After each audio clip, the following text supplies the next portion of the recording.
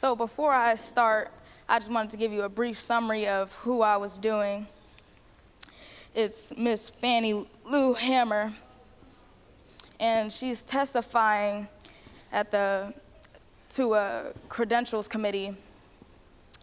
And this was in 1964, and this was in front of the Democratic National Convention.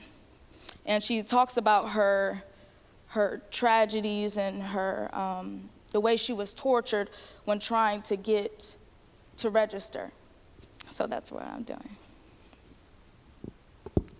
Okay.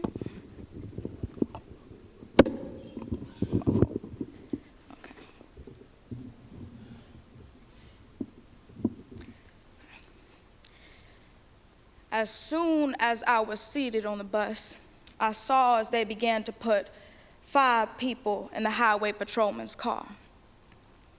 I stepped off the bus to see what was happening, and someone screamed from the car that the 5 workers was in and said, "Get that one there."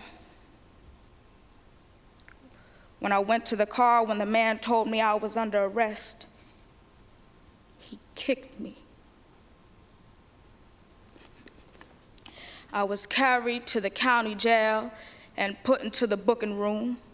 They left some of us in the booking room and began to place us in the cells. I was placed in a cell with a young woman named Miss Vesta Simpson. After I was placed in a cell, I could hear the sounds of licks and screams. I could hear the sounds of licks and horrible screams. I could hear someone say, "Can you say yes, sir?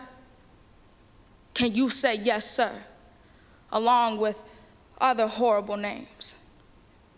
She said, "Yes, I could say yes, sir." "Well, say it." She said, "I don't know you well enough." They beat her. I don't know for how long, but after a while, she began to pray and ask God to have mercy on those people. It wasn't long before 3 white men came into my cell. One of them, the state highway patrolman, asked where I was from, and I said Ruleville. And he said, "We're gonna go check this." They left my cell and they came back, and he said, "You're from Ruleville, all right?" And he said, "You gonna wish you was dead." I was carried from my cell into another cell where they had 2 Negro prisoners. The state highway patrolman ordered the first Negro to take the blackjack.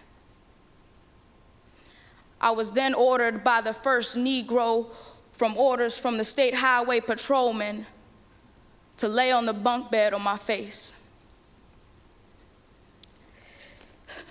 I laid on my face, and the first Negro began to beat. I was beat until the first Negro was exhausted. I held my hands behind me at the time on my left side because I suffered from polio at the age of 6 years old. After the first Negro had beat me until he was exhausted, the state highway patrolman ordered the second Negro to beat. When the second Negro began to beat, I began to work my feet. And the state highway patrolman ordered the first Negro who had beat me to sit on my feet, to keep me from working my feet. And I screamed. And one white man got up and came over, and he beat me in the head and told me to hush.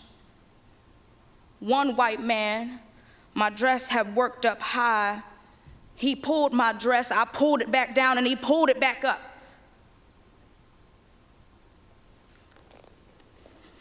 I was in prison when Medgar Evers was murdered. All this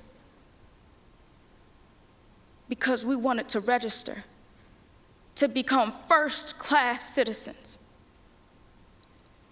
If the Freedom Democratic Party isn't seated now, I question America.